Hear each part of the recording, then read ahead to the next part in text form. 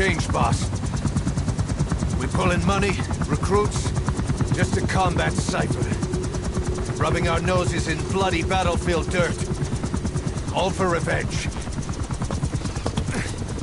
The world calls for wet work, and we answer. No greater good. No just cause. Cause. Cypher sent us to hell. But we're going even deeper. I know. I'm already a demon. Heaven's not my kind of place anyway.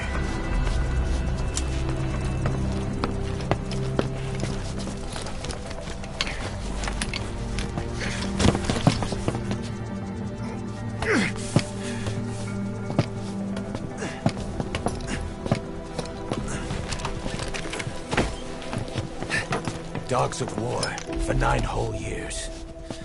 That ends today. Now you're not sleeping, and we're not junkyard hounds. We're diamond dogs.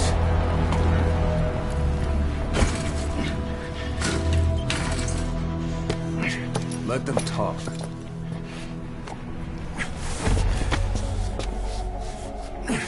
We can crush Cypher, boss. And you can build the army that can do it. Just one thing, Kaz. This isn't about the past. We're fighting for the future.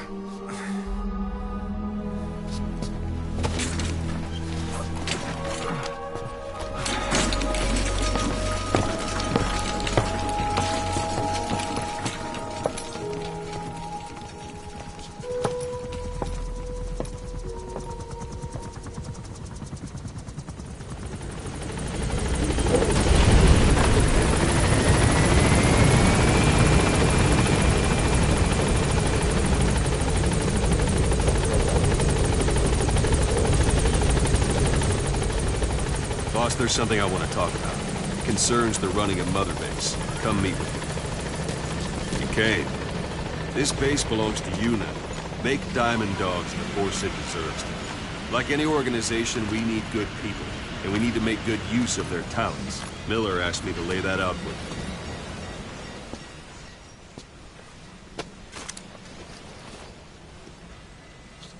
To start bringing people in, use this. It's a Fulton recovery device. When you're in the field, use it to extract any soldiers or prisoners you want back here. And we'll see if we can't persuade them to join the ranks of Diamond Dogs. Go on. Test it out on the staff here. Anyone you want. First, put them to sleep. You have a tranquilizer gun, don't you? I'm ready, boss.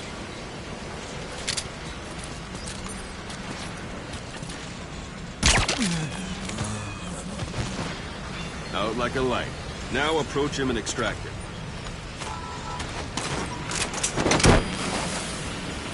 Good.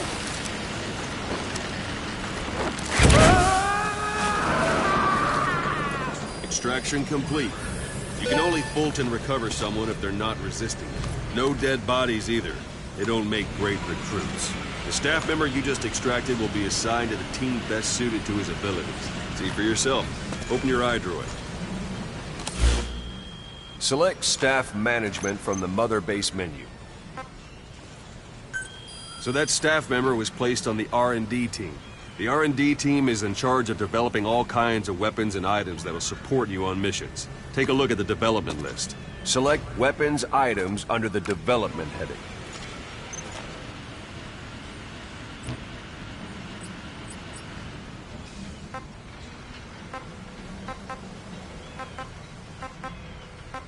What's wrong? Go back to the Mother Base menu. Select Weapons Items under the Development heading. That's the R&D team's development list. See the item called Cardboard Box? Doesn't seem much use to me, but Miller was adamant that you'd want it on the list. The last word in infiltration technology, or so he said. In any case, we don't have the manpower to develop it just yet. We need more staff on the team. Go extract a few more people. Boss, put the iDroid away. You can also Fulton extract individuals you've knocked out. Why don't you try knocking someone out with CQC next? Let's do this. Show them how it's done, boss.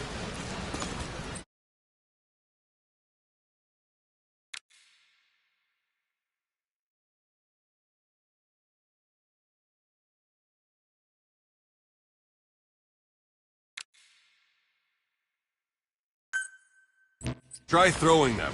It's the best way to knock someone out instantly.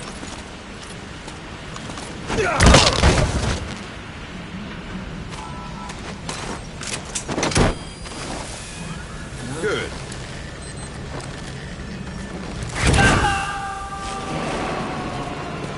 Extraction complete. One thing I should mention. A Fulton extraction won't always be successful. If the person is injured, the shock of it could kill them. And if the weather's unfavorable, well, they could end up going missing. You can determine the chance of success by approaching the person you want to extract. If you want to be sure you can get them out, best carry them to the chopper instead. All right, extract the next staff member.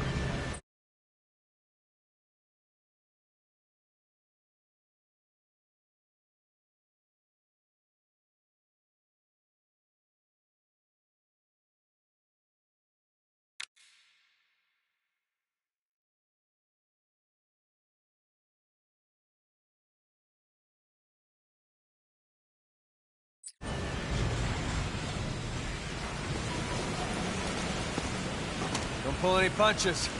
Extract him. Use any method you like. Start by knocking him. If there are multiple adversaries nearby, perform CQC on them in quick succession. This allows you to take them all out before any of them can strike back.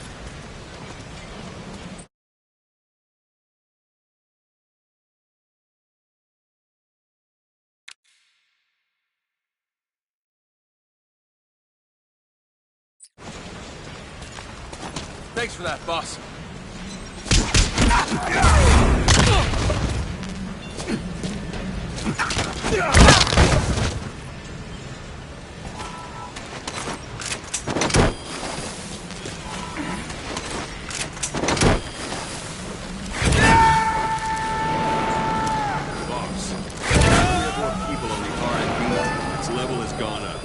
Should be able to develop the cardboard box now. Open your iDroid. Select weapons items under the development heading.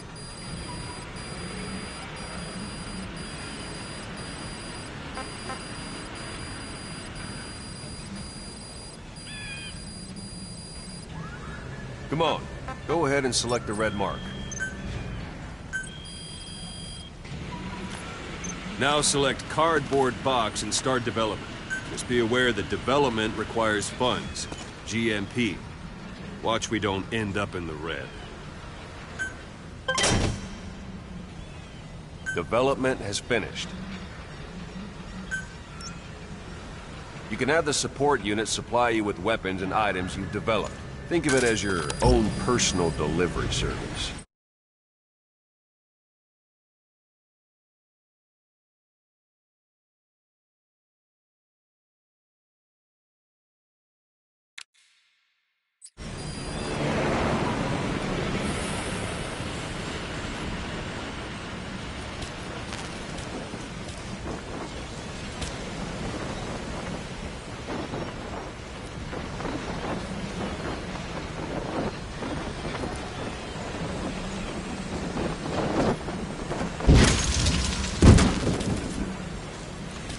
There it is. Not sure what it's good for, but Miller said you'd know what to do. Try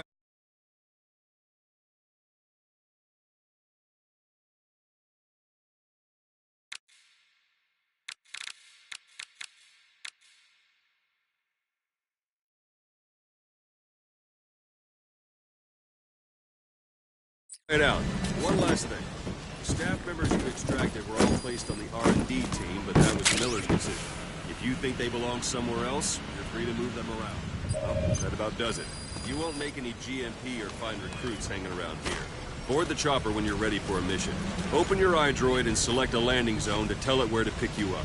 Or if you're still in the mood for knocking guys on their asses, you can stay around here a while. Give the men some practice. Just come pay me a visit.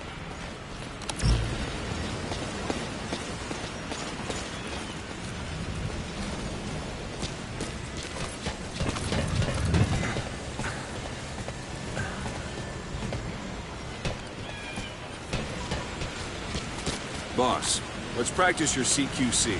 Begin by grabbing.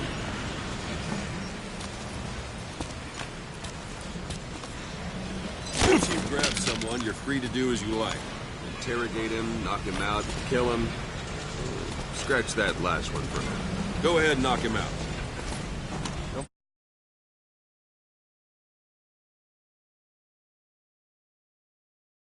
Pull any punches.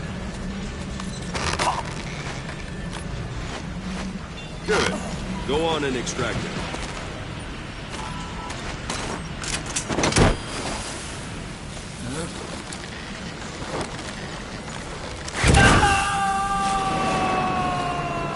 Now for fist fighting. Strike an adversary repeatedly to knock him out. He'll stay unconscious for longer than if you throw him.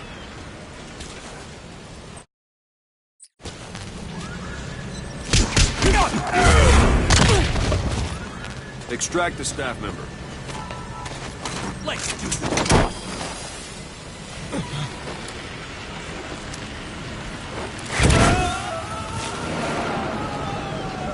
Starting to feel like yourself again? The rest will fall into place with some time in the field. Go ahead and call the chopper from your eye drone.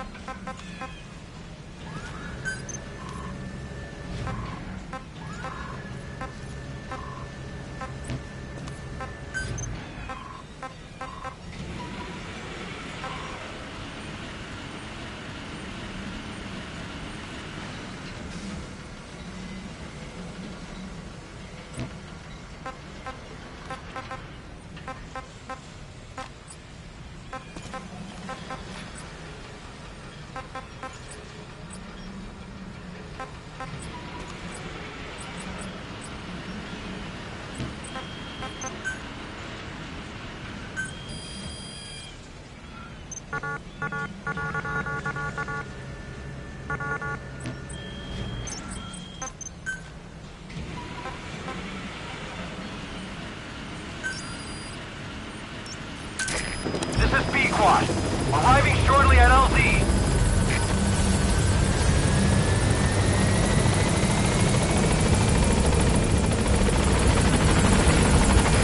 This is Pequod, on station at LZ.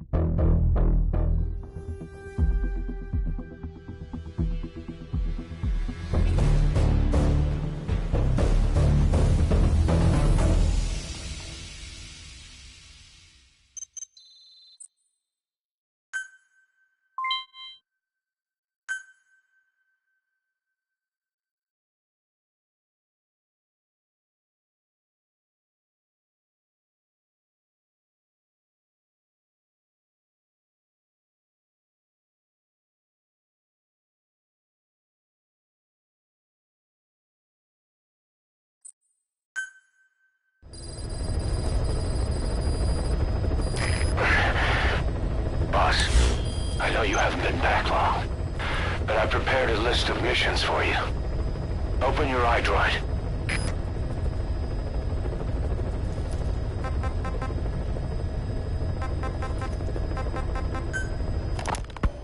Snake, I wanted to ask you about the man on fire. What do you remember from the hospital? Anything we can use?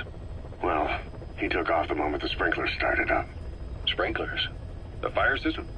And when he got sprayed with water from the burst pipe, it slowed him down. When we escaped on horseback, he wouldn't cross the river either. And then it started to rain. And he disappeared. Water against fire. Is it that simple? I mean, it makes sense. It's just hard to believe it would work on a guy like that.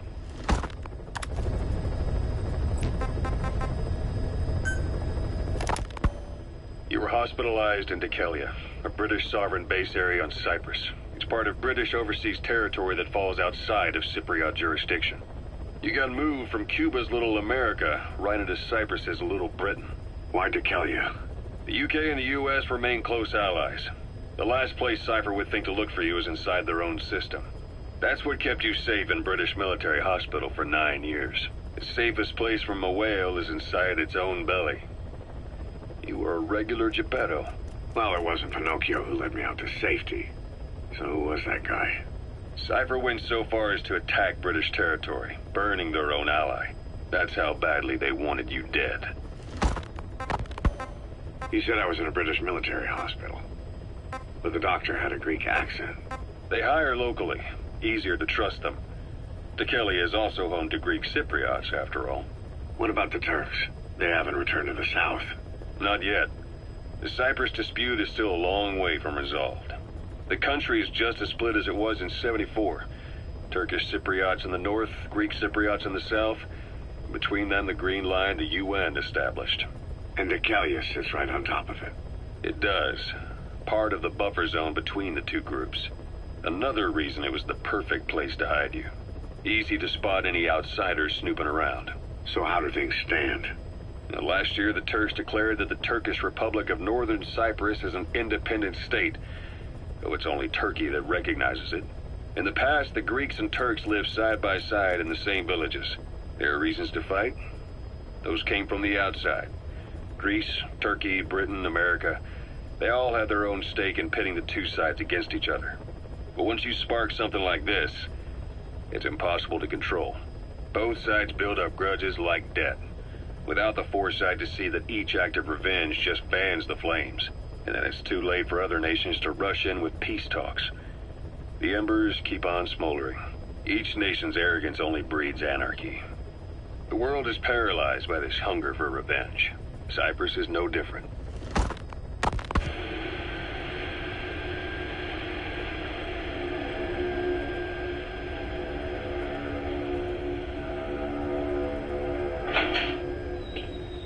You're up. We're changing ships? We can't go sailing the Suez in a whaler. The Suez Canal. When did they reopen it? Not long after you were attacked. Once they finished sweeping it for mines after the Arab-Israeli conflict. Can you stand? We're going to transfer to a container ship for passage through the Suez. Our destination is Pakistan, Afghanistan's neighbor to the south. There, we disembark and head via Peshawar to the Zero Line, the border. We'll travel to the Khyber Pass by road. And then? We continue on horseback. Afghanistan's main roads are under Soviet control. We'll need to go around them. It'll be all narrow, winding paths through the mountains. We'll do better on horseback. It's a local guerrilla tactic. They use the higher ridges to avoid air recons. Then they charge down the mountains for ambushes. The Soviets still haven't devised a counter-strategy. Our time frame is only half as much as we really need. It'll be a tough march. Better horses than boats. Well, it'll make for good physiotherapy. Take the time to get used to that new arm. While the Soviets have indicated they are not participating in the Los Angeles Olympics, primarily because the United States has made no attempt to guarantee the safety of the Soviet Union's athletes, the United States is increasingly demonstrating the belief that the issue has nothing to do with its preparations, and in fact this is retaliation for the Western nations' boycott of the previous Moscow Olympics. That concludes today's news. That's quite some news. The Soviet Union not attending the LA Olympics? Yeah. Andropov's death has changed some things. They're calling it revenge for the Western boycott of the Moscow Olympics. Countries boycotted the Moscow Olympics? Yes. In protest of the Soviet Union's invasion of Afghanistan. Over 50 countries were absent. It's too bad I didn't get to see Yamashita's judo. When the 40th Army crossed the Amu River 4 years ago, détente went right out the window. The U.S. Congress chose not to ratify SALT II, and Reagan's hardline politics won him the presidency in a landslide.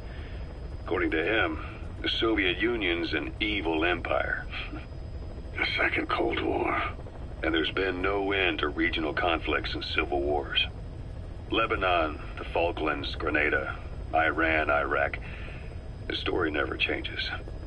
Egypt and Israel did sign a peace treaty. But then the driving force on the Egyptian side, President Sadat, was assassinated afterward. Apparently his actions were considered a betrayal of his fellow Arabs.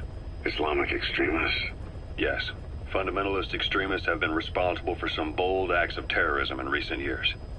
We've had extremist students in Iran take U.S. embassy workers hostage, and suicide bombings in Lebanon. Over 300 foreign soldiers stationed there have been killed. The countries have yet to develop an effective means of dealing with terrorism. Afraid of losing their own men, they've pulled their forces out, handing private forces a golden opportunity. Private forces? Small armies with no national affiliation, working for the highest bidder. That's right, they got the idea from you. After Mother Base went down, they began spreading to meet the soaring demand. Miller's organization is just one of many PFs now. The entire world is after you. But at the same time, it needs you too. Miller told me about what happened in the Caribbean 9 years ago. You do remember Miller. You'd formed a private army with him. An army with no allegiance to a nation. I remember, but... I see. You're not sure what's fact and what's a fantasy caused by the coma. It's still all a mess, huh? All I can do is tell you the facts as they were told to me. I've gone easy on you up until now. But this is where the hard stuff begins. 1974, the year before you entered your coma. You were in Colombia, operating with a small unit of men. Basically mercenaries. Miller was among them. Miller was trying to find a way to turn his and your talents into a line of work. He was looking to start a business where you would fight on behalf of others around the world, those who needed military force. But the reality was, at that time, you didn't have enough gear to equip your own men. Then Miller came across this client. It was a huge job he was offering, but you had a shot at pulling it off. You accepted it and headed into Costa Rica. The client even threw in an offshore facility in the Caribbean. The Mother Base, that would be your new base of operations. Miller sure did have a head for business. As your mission went on, your unit grew and grew. More weapons, more money. Before you knew it, you were commanding 300 men. As the organization got bigger, your military powers swelled to match. It got so the international community couldn't afford to ignore you. You were just too damn successful for your own good. You, your men, had worn out your welcome. Everyone was out for you. East, West, First World, Third. It was only a matter of time before someone took you down. And that was XOF. Officially, they're an anti-terror unit under the CIA. In reality, they're Cypher's private strike force. They lured you to Cuba using Chico, the Nicaraguan revolutionary kid, and Paz, a mole who worked for Cypher as bait. While you were gone, XOF, posing as a nuclear inspection team, stormed Mother Base. At the same time, C4 they placed on the strut legs went off. The whole thing went down in minutes. XOF. Kisses and hugs followed by a big FU. All because of Miller's blind spot. A back door into Mother Base no one suspected. You remember a certain scientist. Huey was responsible for bringing the inspection team on board, giving the enemy a perfect opportunity to hit you at home. You were returning from Cuba when it happened. Mother Base came damn close to taking you with it into the Caribbean. Those of your men out on assignment returned right away. They refused to believe the wreckage in the water they found was Mother Base. But they checked the coordinates again and again. until reality finally settled in. You were supposed to die that day. That was XOF's primary objective. As far as most folks know, you did. The first doctor to see you wasn't even sure what he was looking at. Before they'd even finished operating, your men moved you to that hospital in Cyprus. It was a woman named Eva who arranged that. Rings a bell, huh? Most men in your condition would have been written off right from the start. But you survived. You went straight down to hell, and they pulled you out. Your eye wide open. Full venom. The days of naked Snake are long gone. Welcome back, Venom Snake. This world still needs you. Here, Snake, try this on. A prosthetic arm. Yeah, Miller was calling it the arm that wasn't there. The physiotherapy's going well. Your arm's bulked up enough for it to fit. There. Perfect. A little time with it, and it'll work better than the real thing. What do you think? Huh. I can still feel my real arm. Well, you better get used to this one quick. You have any pain? Every now and then. Where? My fingertips. My left fingertips. Sounds like phantom pain. Your brain still remembers your old hand. Yeah. What about your vision? Can you see okay? Yeah, at the moment. Now, the shrapnel in your skull is pressing on your optic nerve. I'm told any hard impact could have an effect on your visual cortex. Yeah, the doctor mentioned that. Your brain might process visual information incorrectly. In other words, you could have hallucinations. You might see things that aren't there, or not see things as they really are. You experience any of that? I think so. When? Right after I wake up. Colors look faded. Colors, huh? Well, that's not a major concern in and of itself, but it could mean the difference between life and death in the field. You'll need to watch out for that. I will. All right. You should continue your physio. We'll be arriving soon. It's the last chance you'll get.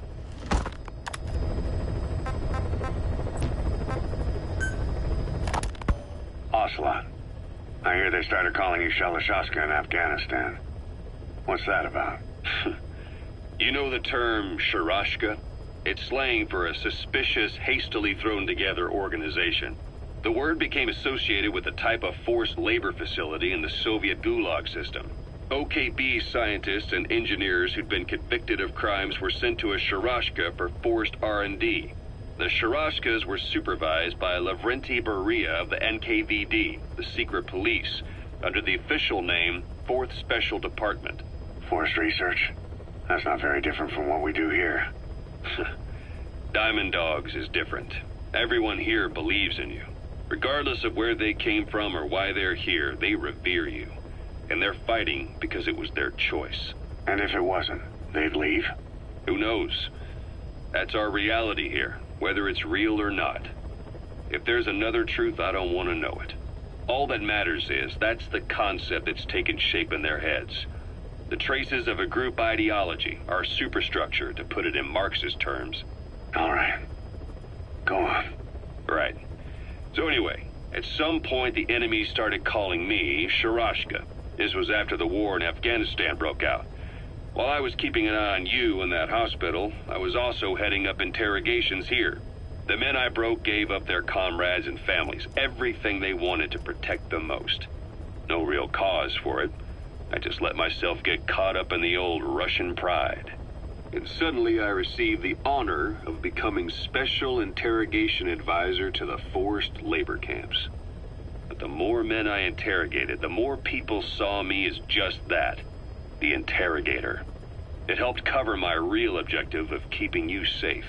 You went that far for me? Far enough to keep you alive. I ended up being pretty well known among the Afghan guerrillas. Some of them would have seen me on the battlefield, and that's how I got the second half of the name. Shashka. It's a sword, a type of saber from the Caucasus. Russian dragoons and Cossacks carried them into battle. Now, the Russian Empire had a general by the name of Fyodor Arturovich Keller. His bravery earned him the nickname Russia's Greatest Shashka. Someone must have known about that, because somewhere along the line, Shashka got stuck on the end of Sharashka. The guerrillas were using the name amongst themselves, By the time I got to hearing about it, pronunciation had wound up as Shalashashka. So, half gulag, half hero sword. It's a perfect fit. But you see how rumors and ideas about people can get out of hand fast.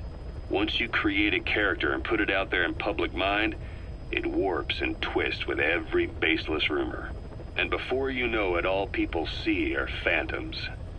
In my case, it works out just fine. I'm plenty used to working under aliases.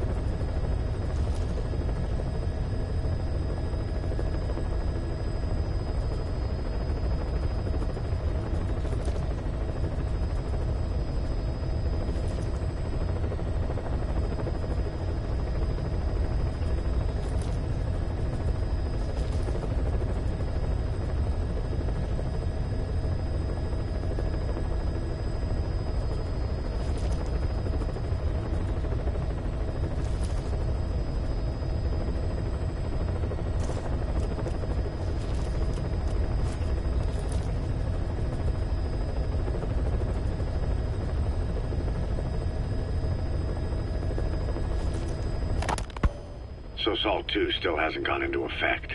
That treaty was drawn up to limit not just the size of the U.S. and Soviet Union's nuclear arsenals, but also their delivery systems. The whole deal. Just when we thought all those years of negotiations had paid off, somebody decides to invade Afghanistan.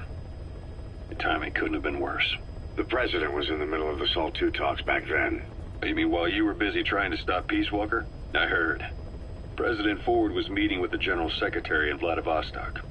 In his absence, the political brass in America detected what they didn't realize was false nuclear launch data from Peace Walker, and were on the verge of ordering a retaliatory nuclear strike.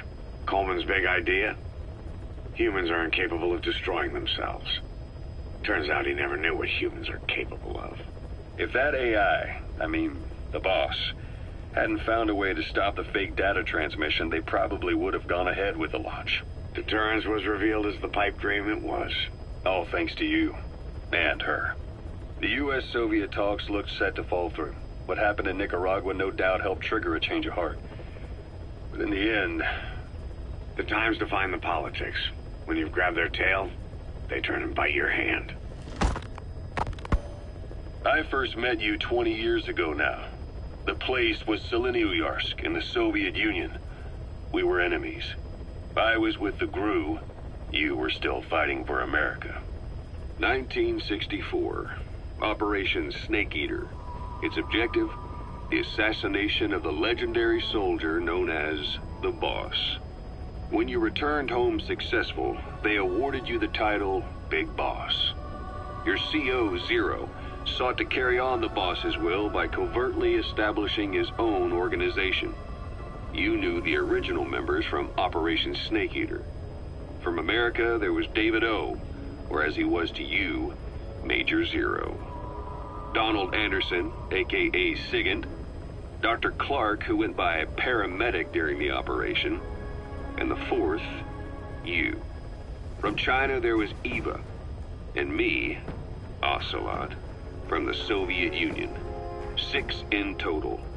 To us, government notions of friend and foe were meaningless. As were East and West, we joined forces by our will alone. Our objective was to fulfill the boss's dying wish, to make the world one. And to do it, Zero used the Philosopher's Legacy, the secret war fund you obtained during Operation Snake Eater. This organization would go on to become Cypher. I, on the other hand, was left with the problem. You only recovered half of the legacy. I had to locate the other half myself. When I found the funds, I passed them on to Zero, just as you wanted. I still trusted him in those days. We thought what he was doing was the boss's will, until he started that one project. Les enfants terribles, Zero called it. You parted ways, as did Eva, leaving only Anderson and Clark still with him. I maintained limited contact, although truth be told, we were just keeping tabs on one another. The reason was always you. After you returned to the Army and created Foxhound, you left America. For a time, even I'd lost track of you. I'd imagine Zero did too. You always were the best when it came to hide and seek. Zero created Cypher, an information network to tap into every corner of the globe. Woven together, Cypher's arteries make the world just one big organism. And that's not all. It also monitors the thorn in Zero's side. That's you, tracking your coordinates wherever you might go. The further you strayed from your roots, the larger Zero became. It's as if he was trying to close the gap between you. But before long, he disappeared from public life. Only a few people had direct contact with him. For a time, I was one of them. Then a year after you fell into your coma, he slipped out of sight entirely. Since then, nothing. No photos, no recordings, not even a reliable rumor as to his whereabouts. I tried every method I could think of, but Zero was gone. Freed of his control, his creation, his power continued to grow. Cypher is a great beast, and Zero was its spine. But even without him, it's endured, evolved. But now its body is rotting, riddled with parasites. Parasites like the ones who attacked you 9 years ago in the Caribbean, and then at the hospital. Cypher's Black Ops unit, XOF. They learned where you were, and came to wipe the slate clean.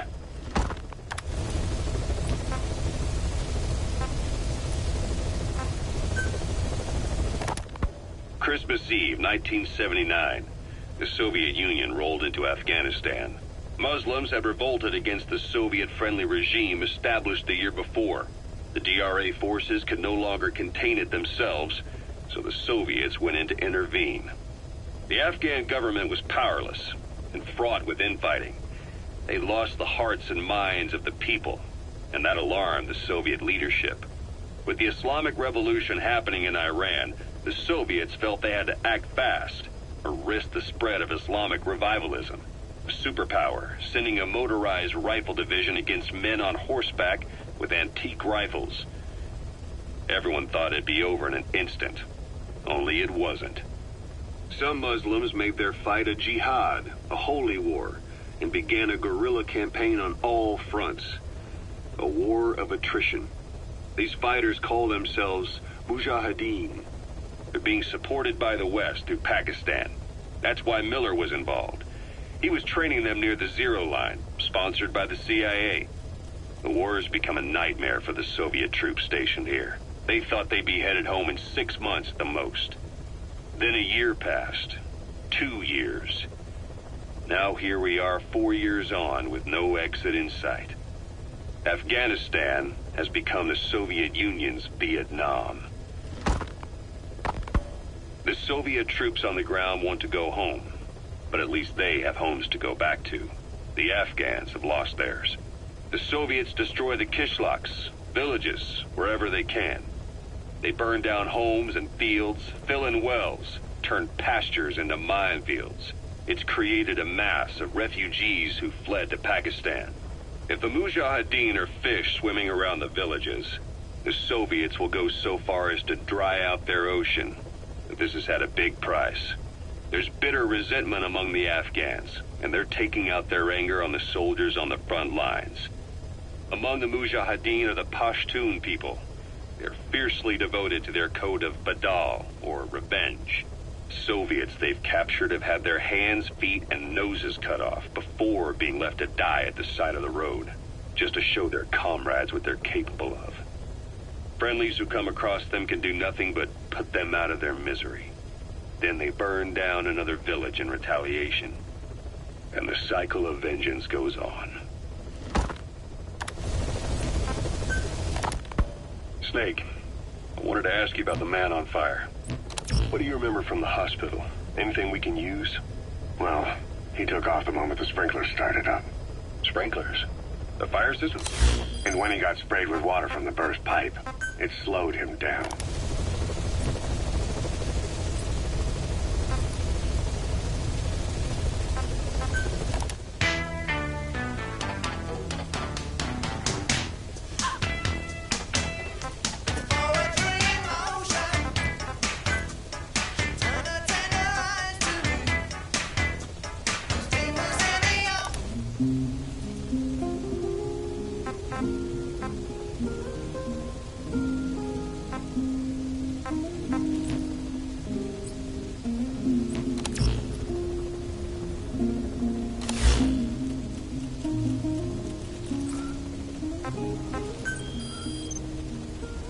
I've taken the job offers Diamond Dogs has received and made a list of those I want you to consider. Which ones you accept is your call. The objectives of the missions I've added are prisoner rescue, facility sabotage, and high-value target elimination. Probably all a walk in the park for you, but they should help you get back on your feet. I put the mission details on a cassette tape. Refer to it if you decide to accept the mission. We'll receive GMP for completing missions, and extracting soldiers and prisoners will boost our ranks. Building up Mother Base is the first step to achieving our goal. If that means wet work, so be it. We're gonna have to get our hands dirty. I hope you're rested up, because we're not stopping. Not until the pain is gone. The future of Diamond Dogs is in your hands. We're counting on you, boss.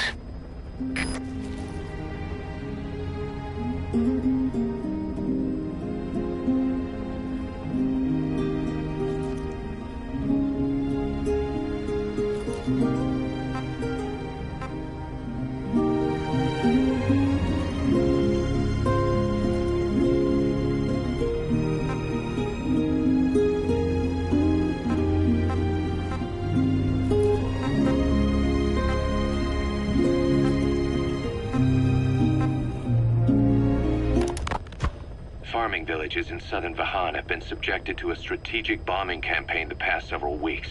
The damage is spreading.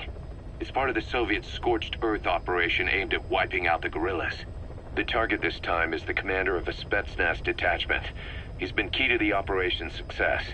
People say this guy's responsible for annihilating the Mujahideen at Tismasi Laman, the Hamid fighters, overnight. He's a tough, experienced commander. Don't underestimate him. The order from my client in the west is to shoot on sight. They want him out of the picture for good. Sorry, boss. This one's purely business. Wet work. A hit on a commanding officer of the Soviet military. Nothing personal. We're only doing this because it gets us one step closer to our goal.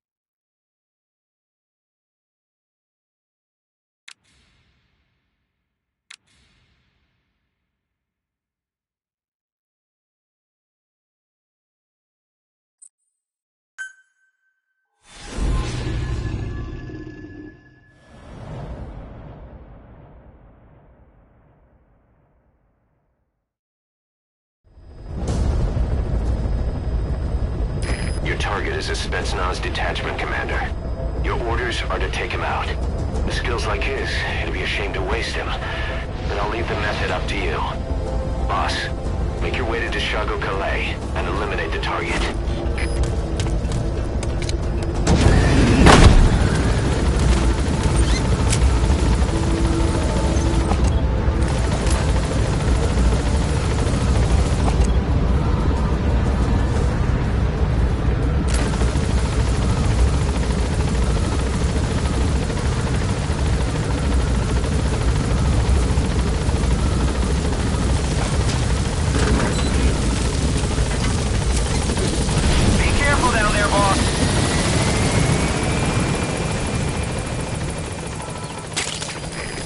Compounds from plants to make medicine or poison for use in new weapons and equipment.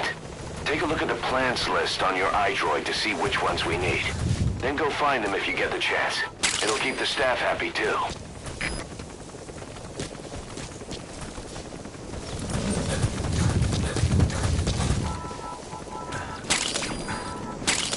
The wormwood, also known as absinthium. That's used to make your phantom cigars.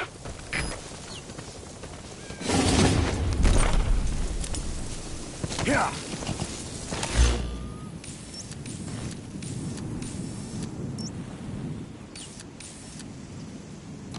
Yeah.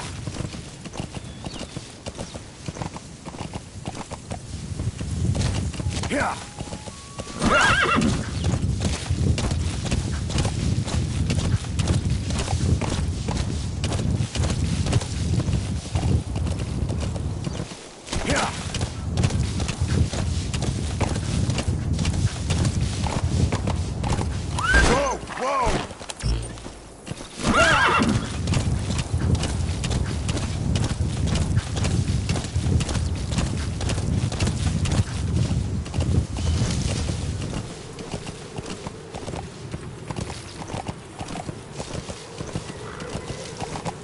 Yeah.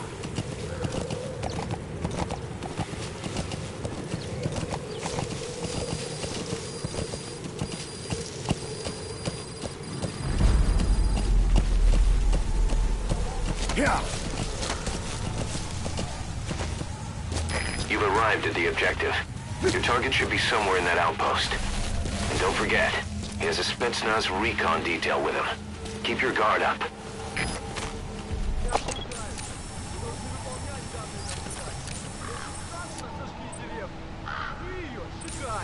Только так мы раздавим душманов. За родину! Is that him? Take a good look at their faces so we can ID the targets. Трогать нельзя! Если среди них будут жертвы, это только подольет масло в огонь. Если командир прикажет мне убить гражданского, я убью командира. Я к этому готов. Надеюсь, и вы тоже. Все ясно?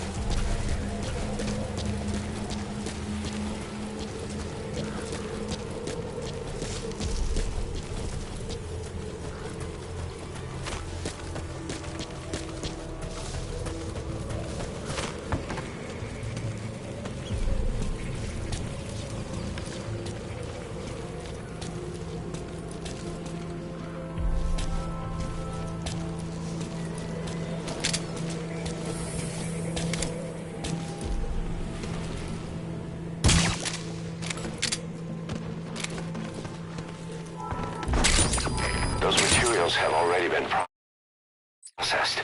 It may not be much, but we can use them straight away if you bring them back to base.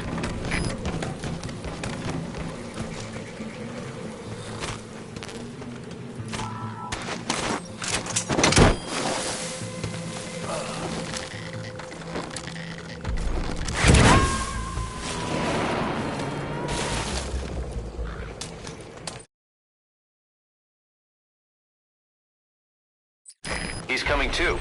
Roger that.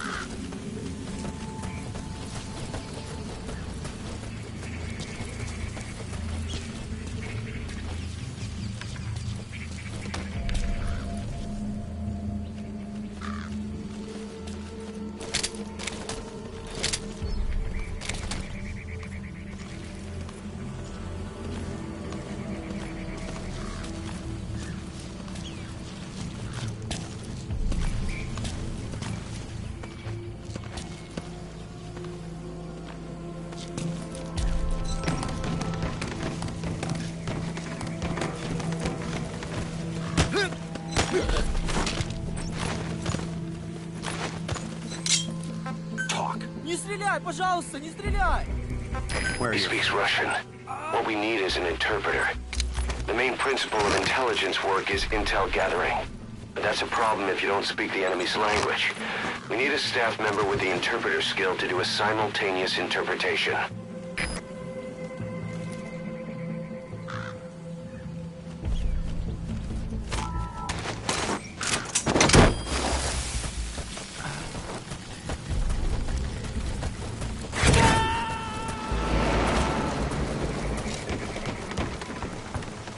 You gotta extract him.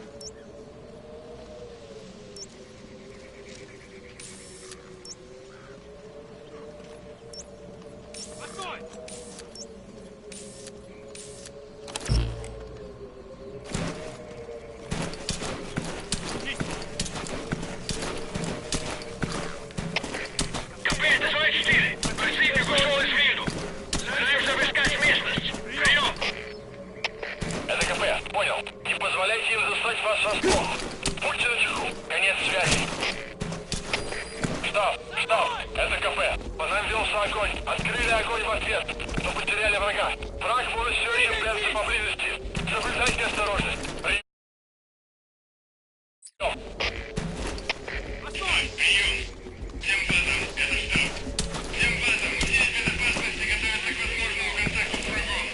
Конец связи.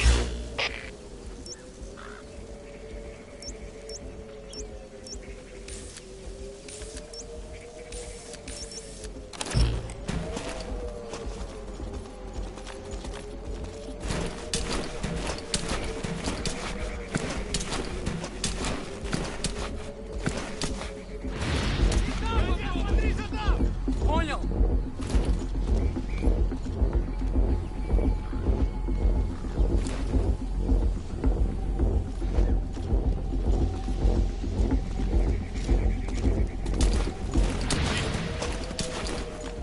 Нашел его!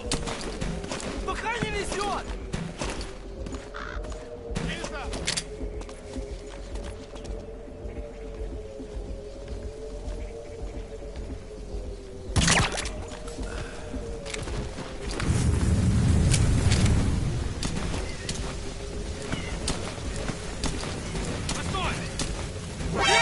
So if sandstorms come in, sandstorms effectively make you blind and deaf. But that goes for the enemy too.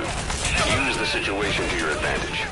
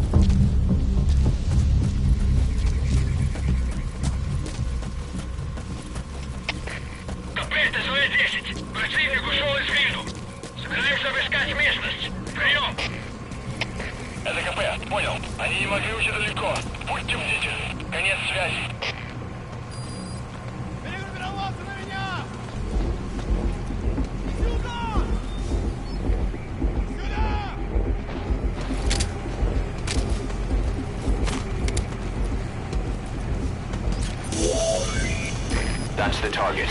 Looks like we found him. Heads up.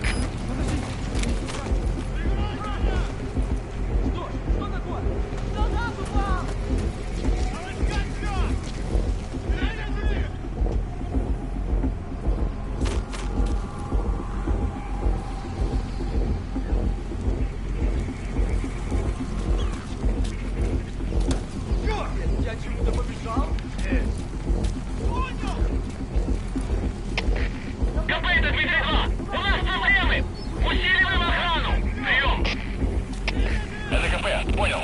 Максимально осторожны. Конец связи.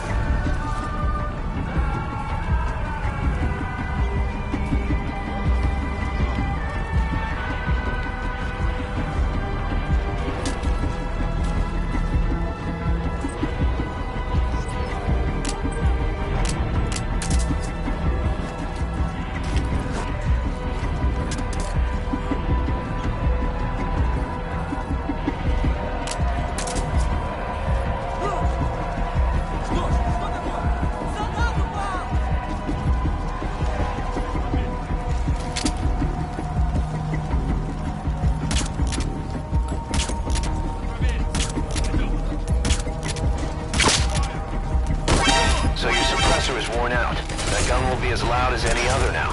If you have to shoot, be careful. Всем подразделениям занять боевые позиции! Нужен подавляющий огонь!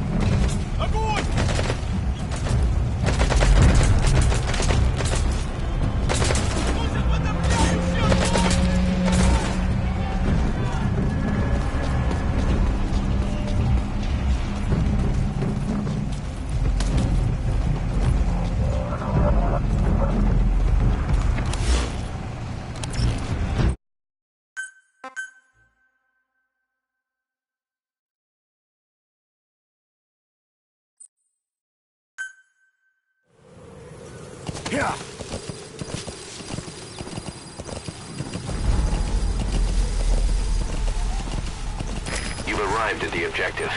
Your target should be somewhere in that outpost. And don't forget, he has a Spetsnaz recon detail with him. Keep your guard up.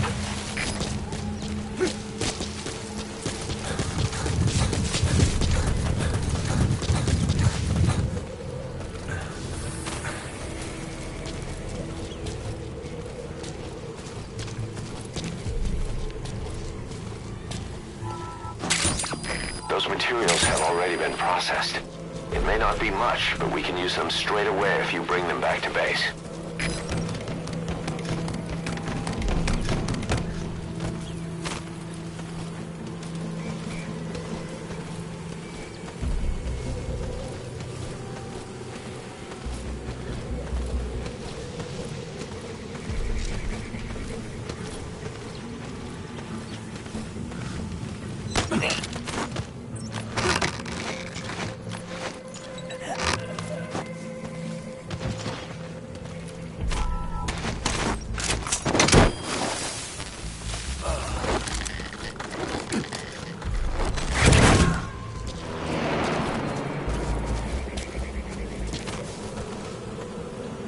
He's coming too.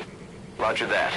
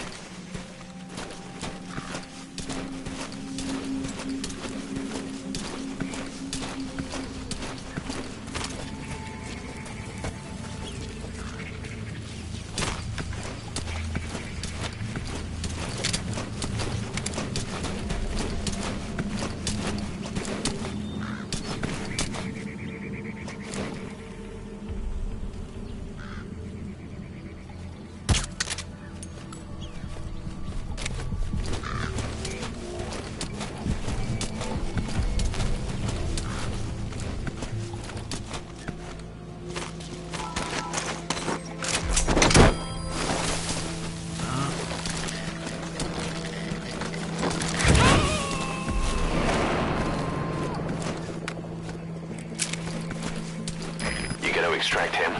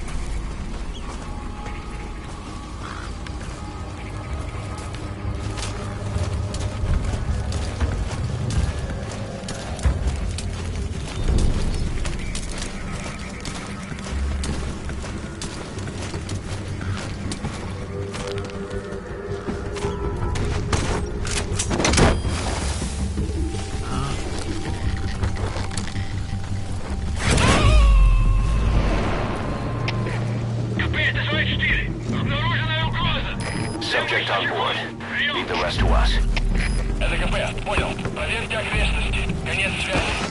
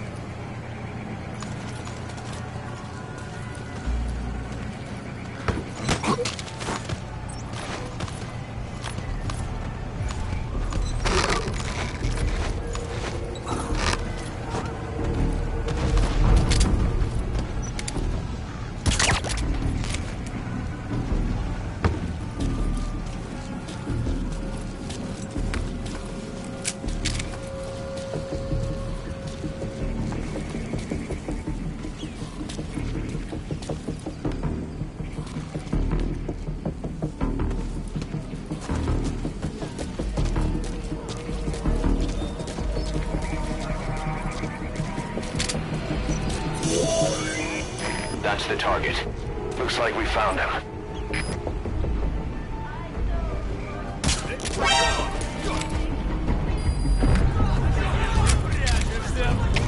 Всем боевым группам! Точно перестали противники! Всем боевым единицам приготовиться к бою!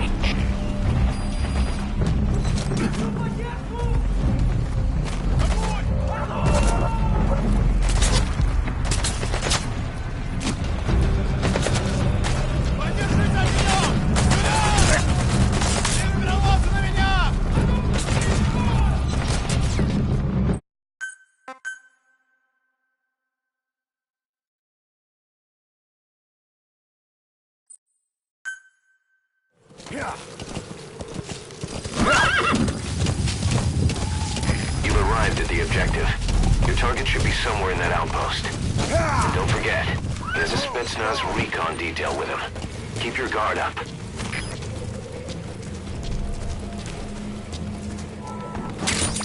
Those materials have already been processed.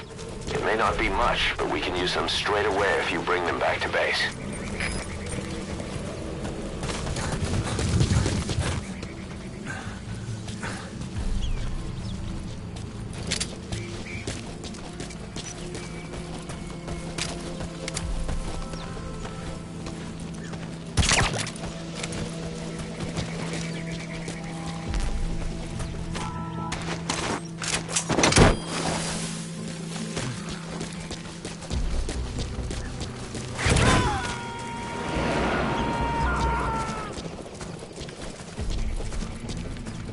Subject on board.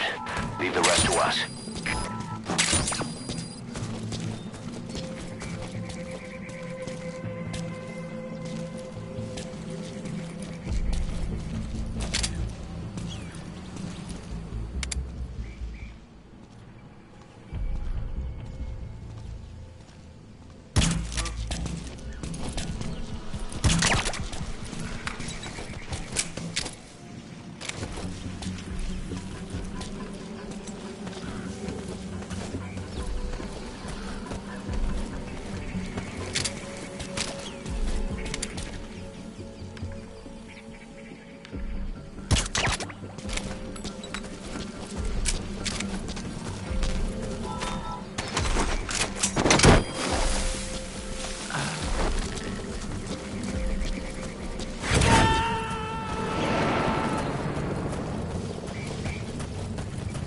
You gotta extract him.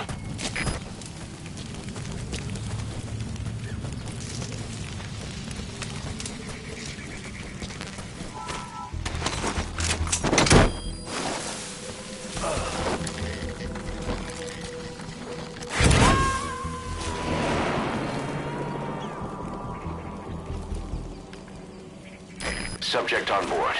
Leave the rest to us.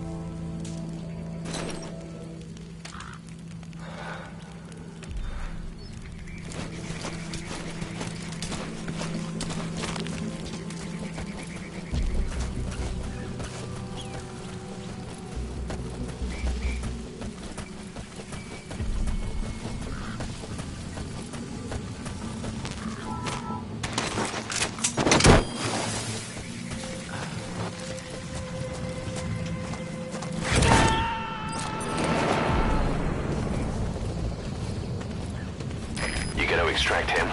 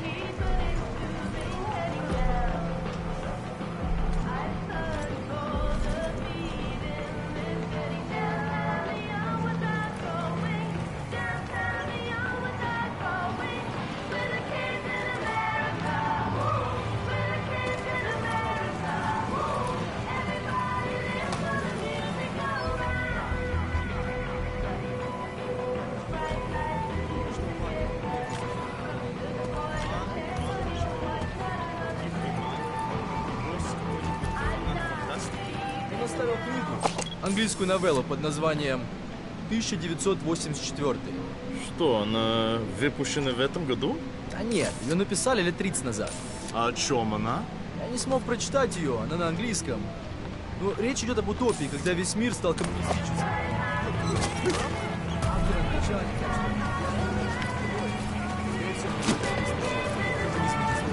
Что решилось, что коммунистическое, молчание лучше. Ладно, мне пора. That's the target. Я не говорю по-английски. Отпусти. He speaks Russian. What we need is an interpreter. The main principle of intelligence work is intel gathering. But that's a problem if you don't speak the enemy's language. We need a staff member with the interpreter skill to do a simultaneous interpretation.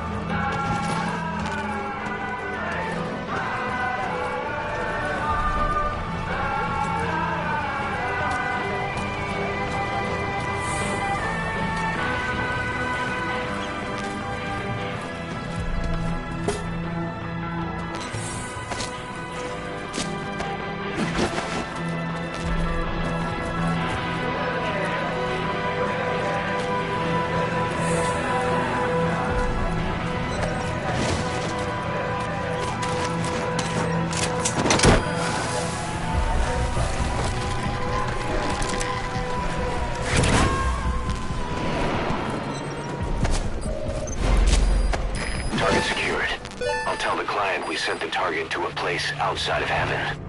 Boss, your objective's complete. Exfiltrate out of the hot zone by chopper or on land. Don't hang around.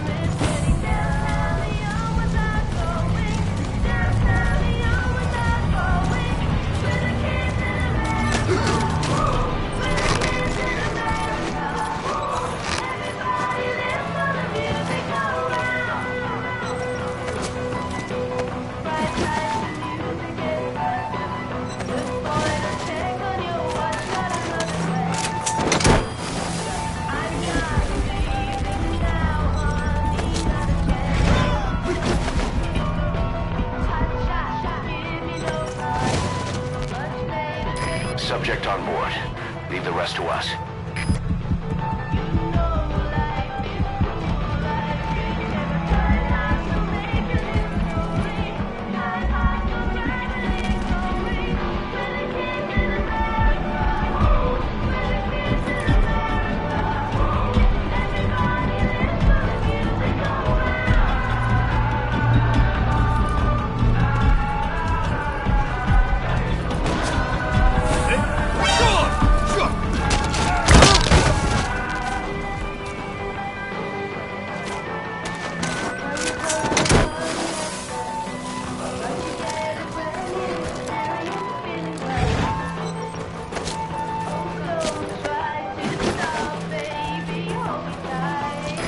Coming too. Roger that.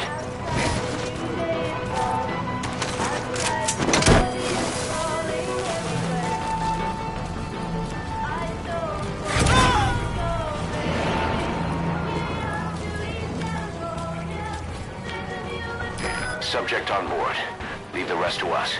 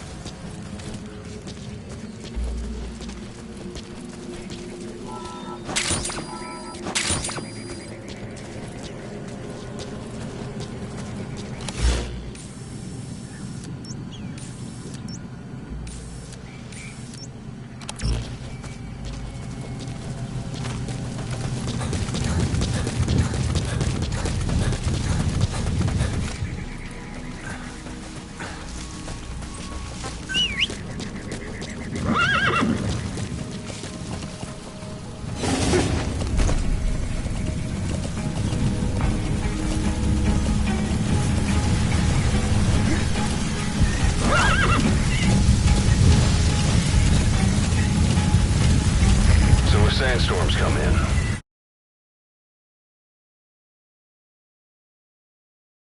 Sandstorms effectively make you blind and deaf, but that goes for the enemy too. Use the situation to your advantage.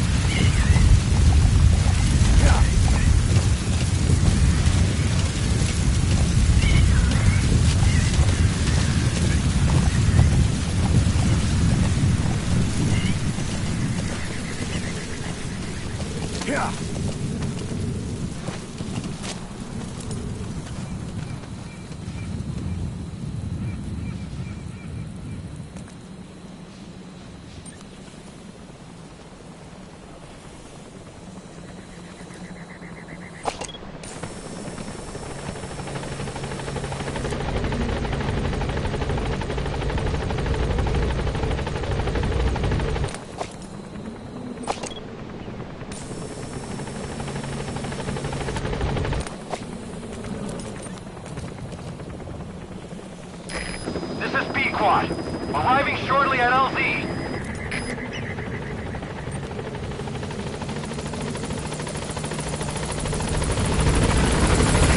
This is B-Quad. On station at LZ.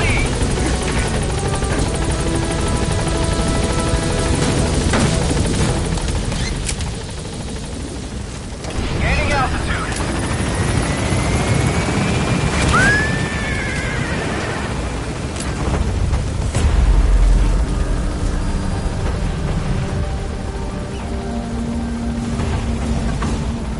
Departing.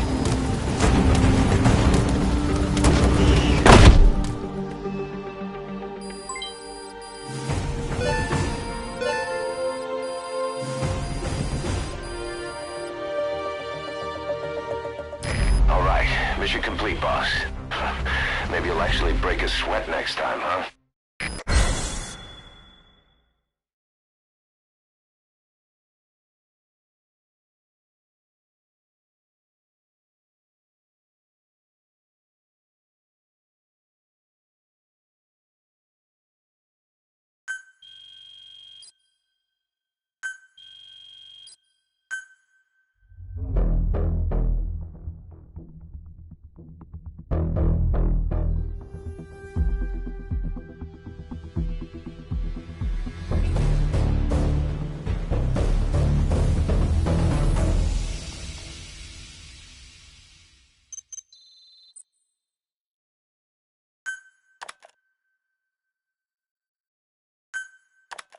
How you feeling, boss? Getting used to being in the field again? Having choppers and a horse at your disposal is indispensable for operating in the wilds of Afghanistan. I've gone ahead and arranged for you to be able to develop and customize weaponry for support choppers. And you can also develop new equipment for D-Horse if you like. Use your iDroid to start development as needed.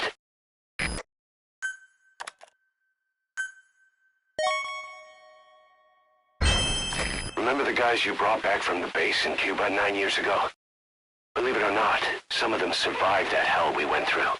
Word reached them that Big Boss is back and they wanted in. They're good men, our brothers in fate. They'll be glad to know you've seen them here.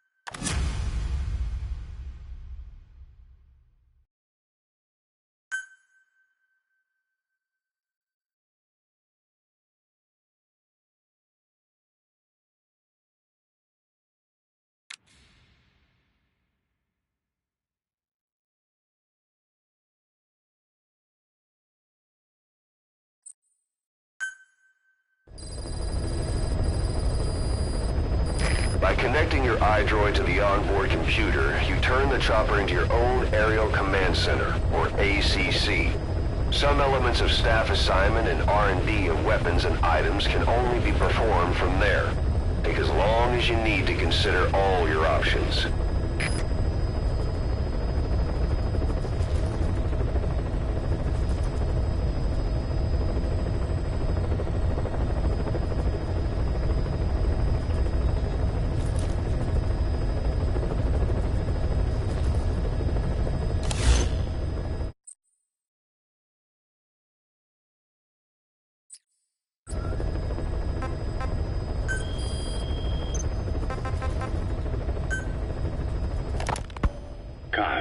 What about the unit that attacked us in the mist?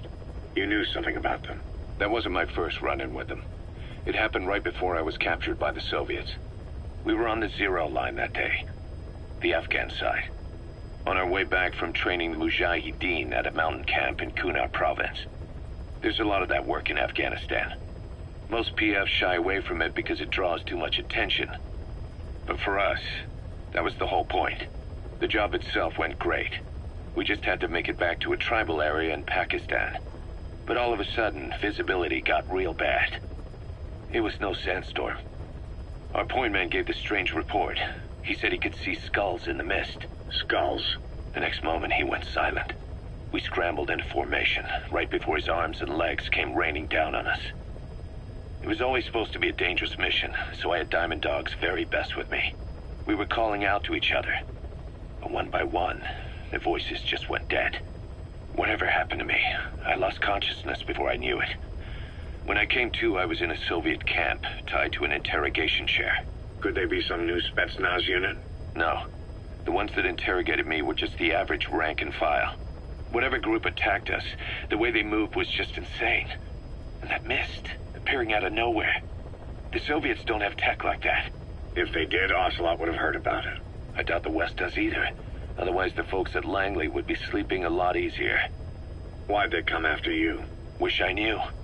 I'm the only one who survived. Though I don't think they planned it that way.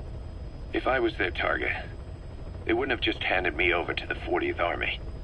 Whatever the case, we need to watch our step until we know who they really are. And boss, if you ever do run into them again, don't try to take them on. You just get the hell out of there. When I first started dealing with Zero, with Cypher, it was a somewhat parasitic relationship, though a mutually beneficial one. Cypher had no army of their own, so they wanted us. They wanted our strength. They approached me as a potential business partner. But they had other motives. Cypher coaxed us into Central America, into that US-Soviet proxy war, to fuel Mother Base's growth. Once we were big enough, they'd force us to join them. That was the plan. That's why they had Paz, still Zeke. Right. And if we refused, she would use Zeke to fire a nuke from Mother Base. The world would consider us a liability, and countries would unite to destroy us. We stopped the launch. And yet they still took us down, through that fake inspection they orchestrated to cover up their sabotage. That power Cypher wanted. We don't have it anymore. So why are they still after you? Is it just the fear of leaving you alive? I don't know. Was Zero really... All I know is the man I knew wouldn't want this. What do you mean? We have to consider that it might not be Zero we're dealing with. We know virtually nothing about Cypher anymore. How big they've gotten, what they want, or even who they really are. The new Mother Base started out as a test drilling rig operated by a mineral resources supplier, but their project fell through. The Seychelles government was happy to hand the place over to us. It was just scrap on stilts.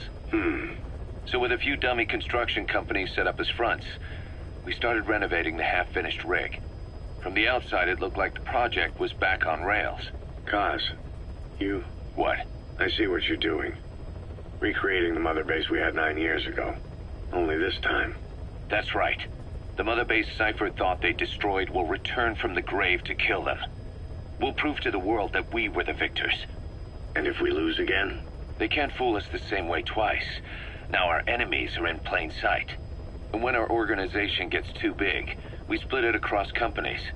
Any company that draws attention gets liquidated, and its capital is back-channeled into a new company. Most PFs are small-time operations anyway. And in this business, the minnows go bankrupt all the time.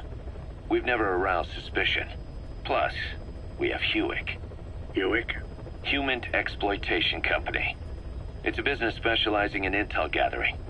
Think of it as a civilian intelligence agency. Cause that's... Remember what they were trying to accomplish at the prison facility in Cuba? That gave me the idea. We dispatch moles into conflict zones around the world, and each sets up an intel network on site. Then they stay in place to give us stable points of contact when other nations intervene in the conflicts. Hewick's strength is that it has a cutout at each level. You get your job from one guy, then you hand it off to another. No one has direct access. It's a perfect black box. Hewick members also work their way into the superpowers intelligence agencies to make sure Diamond Dogs gets work. We have those countries by the balls. That's our deterrent when we need it. Networking? In the intelligence community? Sure, that's how we've grown this far. And when you go out on missions, intel from Hewick will be there to back you up. But despite all that, Cypher has its eyes on us. The only reason I'm not dead is that they needed to know where you were. Figured if you woke up, I'd go straight to you. That's why you made that ruckus at the Zero Line. Yeah, to make their own surveillance work against them. I think it took some of the heat off Cyprus. Cause? Then I just had to wait for you to save me. And I've gotten used to waiting. Cause? That's not all. It was a good chance to scout the market. And with the West wanting the Soviets out of Afghanistan, their agencies are bursting at the seams with funding. Boss, let's start by building up our Afghan presence. Why put Mother Base in the Seychelles? We're at the center of the world here. We're all the way out in the Indian Ocean. Come on. Lebanon, Sri Lanka, East Timor, and Africa. From here, our reach extends to conflict zones the world over, including Afghanistan, of course. So it's prime real estate for a mercenary. Exactly. Latin America isn't as close as I'd like, but we have Amanda and her people to help in that department. And besides, the Seychelles government owes us a favor. Owes us? The Seychelles has strong ties to the east, which the West wanted to shake up. It came to a head 3 years ago, in an attempted coup. It was a force of South African mercenaries, with U.S. backing behind the scenes. They were only platoon size, but South Africa is home to some heavy PFs. Too much for the Seychelles to handle. In the end, they accepted help from the Tanzanian army and quelled the coup. We set up the deal and handled on-site tactical instruction. That led to some training work for the Seychelles military. And when we put down a mutiny within their forces, well, we made a lot of people happy. They don't pay us. They just let us have a piece of their offshore territory on the promise we'll come running if something else happens. So we're bodyguards, too. It's a good setup. We can only take Mother Base so far here. We'll have to find somewhere else when this place starts getting big. Aren't you being a little hasty? Nothing hasty about it. You're back with us now. So, Kaz, the ship that took us from Cyprus, it used to be a whaler. Yeah, a Japanese vessel. How was the voyage? It was... stimulating. Well, she was part of a whaling fleet up until a few years ago. Her displacement isn't anything to write home about, but she can really move. She still had plenty of life left in her, but then the work dried up. Global opposition to whaling has been mounting for years. Is that right? The push to ban it has been gaining traction for a little over a decade. Individual species came under protection as the years went on. And then 2 years ago, the IWC adopted a moratorium on commercial whaling. Several countries, including Japan, fought it to the bitter end. But eventually, most whaling companies had no choice but to throw in the towel. You ever tried whale snake? Can't say that I have.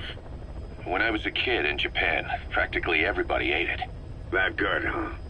The country was poor in those days, and whale was cheap.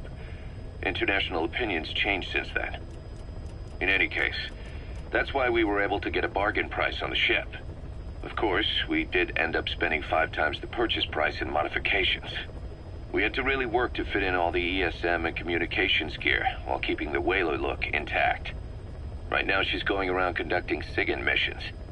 In the future, we plan to use her as a communications relay base between you and Mother Base, and also as a chopper resupply vessel. Diamond Dogs. The word diamond originally comes from the Greek adamas. It means indomitable, unyielding. Other words for the stones often mean eternal bond, fortitude, or purity. The same is true of the Star of Bethlehem flowers you laid on the boss's grave. They represent innocence, as well as chastity, yielding to no man while maintaining one's virtue. In other words, staying loyal to something.